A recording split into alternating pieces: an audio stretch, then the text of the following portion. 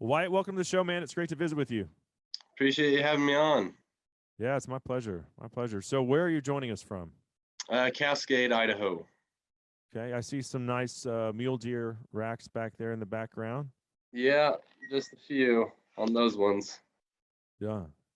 Um, on a side note, did you see where Utah just passed a law saying that shed hunters have to take a class on ethics of shed hunting? Yeah, I read that this morning, and I I'll kind of keep my opinions on the silent, but it's kind of bogus. I mean, I here's do my I do respect I mean, give the animals time. yeah, Well, I mean, me and my buddy, we are diehard shed hunters. I mean, I care probably more about shed hunting than I do hunting itself. really. Uh, but we have the respect for the animal, wait for them to drop and get going. But it comes to a point where it's no different than a pack of wolves going in Yeah. and actually pressuring them. My thoughts on shed hunting are see the shed, pick it up if you want to, or for me, I just kick it out of the way and keep walking. Because Right. unlike you, I'm only interested in the antlers if they're on a living animal's head and it can go on my wall and in my freezer. Right. But I don't live out west where I have trailheads, out my back door essentially where I can do that. In Texas, if I had my own ranch and I was like looking for one specific buck that I was hunting like season after season, I think I'd be more interested in that. But as a casual leaseholder, like I don't really give a crap about what's out there. Yeah. I just don't want to. I don't Understandable. want to run over it and then pop my tire. So that's why I just kick it out of the way. Yeah. But yeah, no, I get it. Now, what I do want to ask you though is, so do you sell the sheds or do you just have a big pile in your garage? So I got a huge pile here, just kind of dispersed throughout this living room and my bedroom. Uh-huh. I sell a lot of them. The Okay. ones that are older or small, I'll sell those and keep Okay. the. That I get. Like if you're making money off of it, 100%. But there's so many guys that just have a big pile in their garage, and I'm like, that's cool. What are you gonna do with Right. them? Oh, I don't know. I'm just gonna have them Yeah. in the garage. Yeah. I know a lot of guys who keep them as a bank account savings. Yeah. In case something goes south, you got $2,000 worth of antlers Nice. sitting. I hadn't thought of it that way. So what do you do for a living? I'm actually a deputy for our Valley County Sheriff's Office, Okay. and All so I right. work for them. Cool. Well, we appreciate that. You guys have had a rough couple years in the media, and Yeah, I'm new into it, so I'm I guess everybody told me I was trying to be a hero or something, and I'm just like, no, just doing a job. well, this show backs the blue 100%, so we appreciate that. So is your favorite thing to hunt mule deer? Actually, I'm a whitetail fanatic. Really? Yep, my mule deer I shot this year was my first ever mule deer buck, Okay. and So these are I got that one behind you is a deadhead, or is that the one you shot? so the one I shot is actually at the taxidermist right now. It's got a double drop tine and kickers out each side. Mm. This one my dad actually found on a job site Uh-huh. while he was working, and this one my brother found when he was, I think, like 16, and then That's a that one is. whitetail right there. So this one's actually a mule deer. It's a debate between a mule deer cross. Um, it just Ah, has okay. it It just has a looks like a crazy whitetail frame. rack. Yeah, it definitely has that frame for it. Yeah. Um, Interesting. but yeah, I've grown up chasing whitetail around on our valley floor, Uh-huh. and I've been just chasing that big one, and I've come close, but just never been able to connect with it. And so I've been chasing that, and then my second year of backcountry mule deer hunting, I connect with a trophy buck. So it's like, all Yeah. right, now I gotta. I saw that. I saw that buck on your Instagram. Very nice mule deer. Yeah. Yeah. I've shot a couple mule deer. I did a DIY New Mexico hunt in 2016, I think it was. And I shot a 3x4. It wasn't a big deer, but it was a mature Right. deer. And then I shot a little one in West Texas. And next year I'm going to Sonora, Mexico. They've got some giant ones down there. Yeah. And I'm going to try to get a big one. So Best of luck on that. yeah. What about elk hunting? So I'm big into elk hunting, not as big as I'd like to be. I'm not too deep into archery yet. I've done archery, connected with bulls, um, but I love the rifle hunt and getting after it. Uh-huh.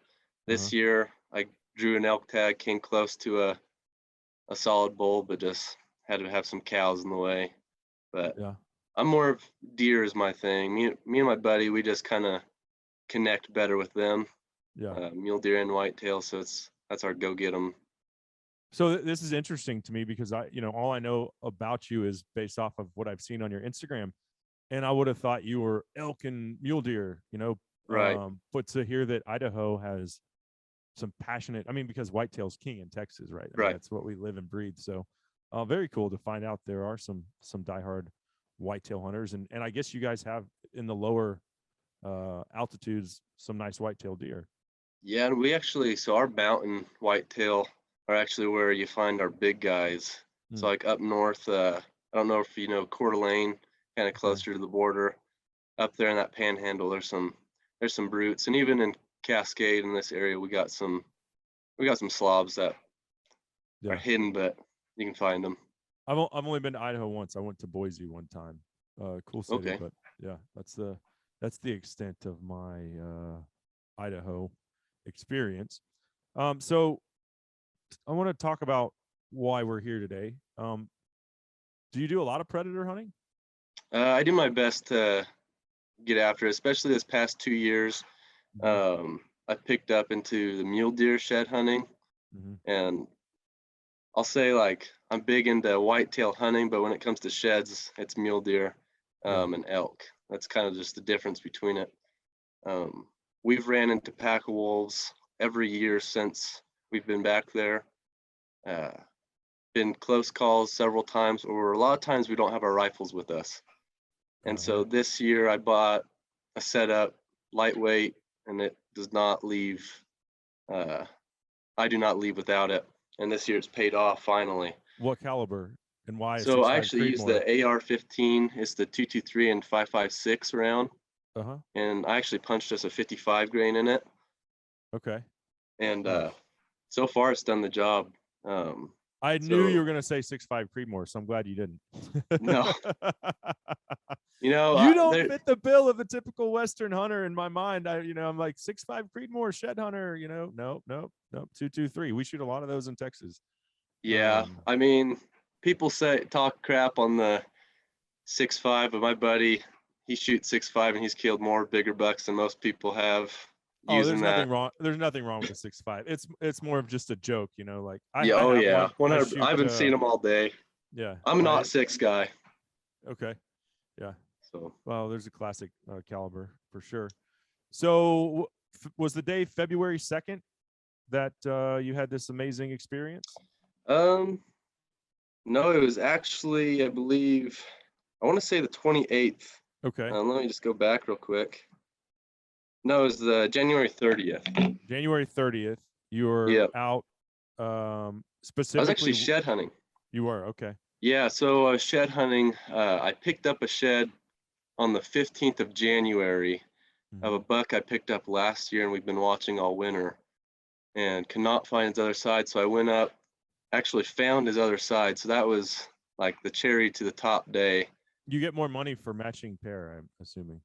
I don't sell those ones, like Okay. those ones, and you sell them by the pound. Okay. And so we had one other buck. He's probably like a one high 80 buck. Yeah. So I went to go find him and actually found him still holding. And as I'm sitting there watching, because my day of shed hunting is kind of over at that point, just to not bump him, I heard the wolf howling, and Mm-hmm. so I went after that. And so you hear him howling. What did you do after that? Oh, I locked and loaded. Me and the dog. I put the sticks on the pack, grabbed the rifle off of it, and hightailed over to the closest ridge I thought I could be with it, and then started howling back and forth to it and see if I could see it. Okay. Um, our coyotes and I have shot a wolf in British Columbia, but that was really a trap line trip, Right. which was awesome. I mean, we got all kinds of different species: lynx, wolverine, coyotes, wolves, martens, fishers. But I never heard the wolves howl. I saw them when we were out running the trap lines. Do they howl in the middle of the day, or is it kind of just like a coyote, like early morning and dusk? It was probably, I want to say 2 o'clock when it started howling, 2:30. Okay. So I mean, they'll howl any time of the day, Whenever. whenever they feel like it. Yeah. Okay. Um, I mean, our coyotes certainly. I don't hear coyotes going off midday. That's why I was yeah, asking. like But where we're these. at, you'll hear the coyotes if you can get them going. Mhm. They'll kind of respond back to you. But yeah, like you were saying, you just don't really hear them until morning and evenings. And Yeah. So this guy gives up his position. You start moving towards that. You see him once you come over this ridge, or how does that play out? no, so he was in the very bottom. I like wolves are kind of, you cannot locate them off their howl. Like Yeah. you can get a rough idea where they're at, but their howls bounce so much that it'll sound like they're right there, but they'll actually be 2 ridges over. Mm-hmm. Luckily for this one, he was in the bottom and like howling straight up to me. Couldn't see him at all, and I howled probably back and forth for an hour. And it is getting, at this point, it's getting dark pretty early, and I still had a good hike out. So I actually stood up to bail, and I just see a figure down in the bottom about 500 yards, and it was that mountain lion, just in the Oh. opening, right next to where this wolf was howling, and I could tell it was looking. And so I actually set up for a shot, but by the time I got my scope up, it was just gone. Yeah. Uh, and I've shot a wolf already, so and I already know I'll be shooting more just because how often we run into them. Yeah. So I bailed down for the cat, see if we could cut it off. And I have a border collie, so when you're going through deeper snow, he struggles pretty good. Mm-hmm. Um, so I decided to bail. We were like, oh, we're no way we're catching up to a mountain lion. Right. And so I actually got back to where I was howling from, and I look over and I pick up my pack and I look over, and that wolf is just laying down on the ridge I was about to crest over. So I mean, at that point, I would have been about 50 yards from him if I did crest over that. Um, so I set up, and He I didn't. mean, He hasn't seen you yet. I, you know, I don't know how he didn't. Yeah. Honestly, I don't know if he saw me and was just caring more about my dog, because we've had him follow me out with my dog. Yeah. Uh, People say you put scent on the ground, they're not going to come near you. You can shoot as many times, they're not going to. It's false. You can shoot, you can do whatever, they just don't care about you. Yeah. They're not scared. Yeah. Um, so I'm pretty sure he was just watching my dog because I'm like laying down at this point. My dog's skylined, and he's laying straight to me, and I just couldn't get a shot. And I'm kind of, no way I'm letting this thing go. And so I slipped a shot by its ear and Mm-hmm. to hit the shoulder. And I thought I hit him way back. I thought I misjudged the distance because the way he reacted afterward, he was biting his ass end and he ran over the hill. And so I went after him. We both did. And I mean, I'm cresting over hills like I'm in the SWAT, like I'm ready for Right. any little thing, rifle up. Um, and I get to where the cat was, and I'm kind of thinking, well, this is where that mountain lion was. And then my stomach was just telling me to look up. In the tree I was standing under, I just see this figure around the tree branch. And I mean, I picked my dog up by his scruff and threw him between my legs and just fell straight onto my back and shot it out of the tree. But yeah, that feeling of having a cat just staring straight through your soul. Oh I yeah. mean, I look I've at my, uh I've had that feel. I've shot a mountain lion in Colorado, of course, with hounds. right. And we put probably 4 females up, and we didn't want to shoot a female. Ended up shooting a female because she'd killed 2 foals on a private ranch, and the rancher was like, "You Okay. can hunt here, but whatever you tree, you have to take." And Okay. I've told this story on the air before, but yeah, it's cat's looking right at you is, and then when you shoot them, Mine didn't die immediately. I mean, it was a fatal shot, but it jumps out of the tree, and you have all the dogs there, and it can be rowdy. Yeah, So, and that's what like my concern was. I mean, I had my dog. He's probably like, what the heck is going on? Why am I being squeezed so hard? yeah. And all of a sudden sees this cat that is twice the size just land 10 feet from us. And at Dead? that point, I was ready for whatever. I mean, I'm glad I had 25 rounds in my gun at that point, Yeah. because if it came towards me, I Unloading. wouldn't be sending it to a taxidermist. Right. So Um, you one shot and it just died? so it fell out of the tree and actually got up, and like you were saying, it's a fatal shot, but they just Yeah. go, Yeah. and it ran normal. And I'm like, did I miss this thing from 15 feet, 20 feet? Right. And then all of a sudden it just slides, gets back up, and then launches off these rocks down to the creek. I mean, it probably fell for a good 30 feet and finally landed.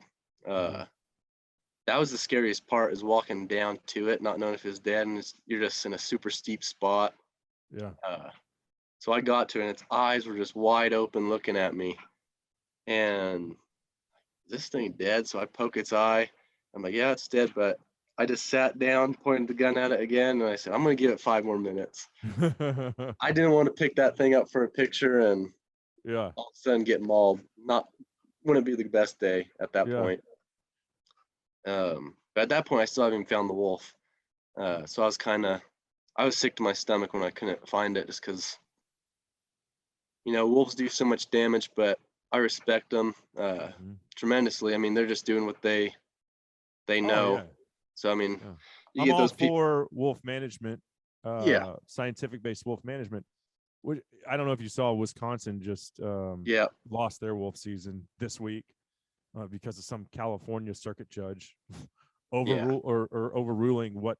How can a judge in California tell the Wisconsin DNR what to do on wolves? Like, it's just mind blowing. It's because it's California. System is so broken. I know, but why does California have any say in it?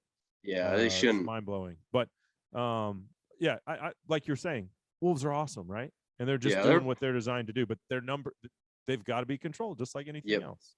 Just like anything else. I mean, I just saw a video about a grizzly bear taking a calf from a moose, and it's like, those need to be managed as well, just because of the population. Yeah.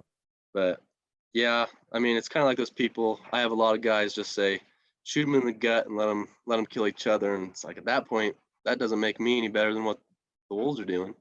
Yeah, we're human. I mean, yeah. My thing is just I try to be the best moral you can for all animals, because that's what brings you the luck each wolf time. pelts are cool. Why would you want to not recover it? Like, oh, exactly. Yeah. It's awesome. It's an awesome trophy. Yeah. At the end of the day, and it's freaking hard to get them. Yeah, it's not easy. I mean, it is not easy. Yeah. But so yeah, you've got the mountain lion at this point, and I'm sure that daylight's got to be starting to fade. Yeah, it was at that. So when I shot, it was 3:30. When I shot the mountain lion, it was 3:45, and so it was a 15-minute difference. And so I didn't have I had like a small knife on me, like nothing that could do any skinning. Yeah. I had no headlamp, and so I tried actually putting the cat on my pack, and it wasn't happening. It was just too steep, too awkward to get it out of there. So I bit the bullet and I stashed it, and that was the hardest thing for me to do, just because I was so scared it wasn't going to be there when I got back. Oh yeah, those wolves find it, it's gone. Yep, and that was the hardest part to do, but it was the safest thing for me at that point. So I actually started walking, and I walked about 50 yards and found where my wolf went by and slid down to the bottom of the creek. And so I'm like, shoot, like we got it made now. I'm not have to worry about. It's bleeding pretty good. So I paralyzed it. So what happened is I had a perfect shot placement where I put it where I put it, but the way he was laying, it actually missed all vitals and just ran up his spine and lodged in his spine towards the back end. That's why he was biting back there. So he actually wasn't hardly bleeding at all. Okay. And so I walked down to it, and I still see it blinking. So I put the misery shot out of it. Walked down there, I tagged it, and kind of like soaked it in. Like, holy crap! Like, is this real? Um, then I bailed out, and I mean, every hunter goes through that emotional, like, holy crap! Like, this is real life. This is fake. Like when I Yeah. shot my deer, I didn't even know what to think. Like, I've never even seen a picture of something like that. What did the deer score? 187 and some change. 187. Hmm. Wow. Well, Yeah, that's we good. thought he was going to be bigger, but yeah, he only came out 187. Only came out 187. Yeah, No. only. Oh, I mean, poor you, Wyatt. I mean, I know it. um, Uh, but yeah, what a surreal experience. You just killed two of, I think, the two coolest predators that we have. oh yeah, Certainly in the lower 48. Like, grizzlies, but you can't hunt them in the lower 48. So what's left? Well, yeah, black bear, but black bear honestly are way easier to kill than a wolf or a mountain lion. yeah. I mean, I've completed the apex trifecta as of that day. Um, Yeah. but it was yeah, unreal. I mean, I actually started like we were walking out, and I just started tearing up just through excitement. Like it Oh, was it's so it was cool. like if you ever play sports, it's like if you just won the state championship. I mean, Mhm. you just or the Super Bowl, like those guys the other night. Those guys go after that ring, and us hunters go after this. Yeah. Um, Yeah. but I actually called my buddy. He was actually in the area I was, and I drove up behind him, and I'm flashing my lights at him, trying to get him to stop. And I get out, and I'm just fist pumping to him, and we kind of soak it in. I just had to tell somebody. And first thing in the morning, he comes. We pick him. I pick him up, and So you stashed we. the wolf too. Yep. Yeah, I Okay. couldn't carry nothing out. Yeah. I mean, both weighed about 120-ish, Mhm. maybe a little bit more. Um, but yeah, we got in there first thing in the morning, went up there, and luckily they actually weren't frozen, Hmm. and we were able to skin them out on the mountain. Nice. So that was great. I mean, we started hiking at 8, 9 in the morning, and we didn't get back to my vehicle until 7, pitch black at that Yeah. point. And so it was a full day. Uh, Now I know you didn't eat any of the wolf. Oh, I assume you didn't. But did you bring back any of the cat? so I wanted to, but after it sitting for the night, Yeah. and then also like we didn't have a whole lot of time to really break it down. Mm-hmm. I decided this won't be my last cat, so I'll wait. And I just said, nah, I'm good for this hunt. Yeah. I ate mine, and it was, people say it's kind of like pork. It was maybe a little bit chewier, more like Right. wild pork than a domesticated hog. But the flavor profile was very good. Yeah, I've Um, heard it's yeah, my one buddy, he said it's like the best pork you ever have. And mhm. but I will say, much like unlike you, when I shot that cat, I was like, I'm good. I don't think I'll ever kill another mountain lion. That right. was 5 years ago, and like last month, I caught myself looking up mountain lion hunts. I was like, Yeah. I'm getting the hankering to go. But you did it in such a unique way. Like, I don't know what percentage of mountain lions that are harvested are by chance like that, but I Yeah. would guess less than 5%. I mean, it's they don't you generally don't see a mountain lion unless they want to be seen. It's like Yeah. very rare. But yeah, I've got the hankering to go. I told the taxidermist because just to put that on the back burner a while ago. It's like I think I want to get a bigger one. Yeah, so I want to do it again. But if you Yeah. haven't done it with hounds, that'd be a cool way to do it too. So I've been hound hunting a couple times this winter. Mm-hmm. Um, we have a guy in town we're friends with, and he'll take me. But this winter has been so dry Yeah. that we don't run into very many tracks just because there's no fresh snow. Mm-hmm. So I haven't even ran dogs yet, even though I've gone. I just never Yeah. had the opportunity to run them. And the weekend prior I shot this one, I made the joke to him that I'm going to be shooting a cat just from hiking and spotting stock before I shoot one on dogs. And the following week, it happens, and probably in the I don't know. I've been looking up stories of people have killed a wolf and a mountain lion in the same day, in the same 20 minutes time frame. And I just can't find anything. Of course you can't. Yeah, and I go to my Instagram and I can. Yeah. But I've heard guys shooting wolves and a mountain lion in 5 minutes, but that's because they're using hounds, and the wolves will come in and want to play with the hounds. Yeah, by play, rip them to pieces. Yeah, sadly. Yeah. Huh. Oh, well, hell of a feat, man. Killing a wolf in the backcountry is hard enough. To add a mountain lion into the equation, Yeah. it's one of the coolest experiences that I've heard of. So I certainly appreciate you coming on and sharing that that day in the Idaho backcountry with us, because that is one you don't forget. No, then I definitely won't. Yeah. That's and for so sure. are you doing? I'm assuming the cat is being life sized. Yeah, I'm gonna full body that cat. I've had a lot of people tell me to full body the wolf just because of how it went down. Yeah. I'm 21. Like, I still have to buy a house and whatnot. I Right. can't be. I mean, You'll shoot more wolves. yeah, I'll shoot more wolves. I definitely will. So I'll probably just get it tubed or tanned. It's not Yeah. tubed, but Hanging on the wall. It'll be cool. Yeah. So Yeah. we'll get that done. But yeah, it's gonna be cool once we have it back.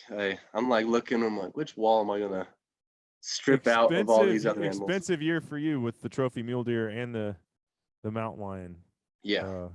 The taxidermist. Yeah, it's just pocket change to some people, but it's not for me. Nope. Well, man, Wyatt, if you want to plug your Instagram page, if people want to follow along and see what you're up to, shed hunting, chasing big whitetail. Yeah, we got some big things coming for this spring. Big plans. We've already got some big things found, so we're looking forward to posting those in the future. It'll be a little bit before we slip them out there, but definitely stay tuned on some big things. And what is your page? Stocks Outdoors on Instagram. Okay, cool. Well, y'all check it out. Wyatt, thanks for your time, man. Enjoy the I conversation. appreciate it. All right, take care, brother.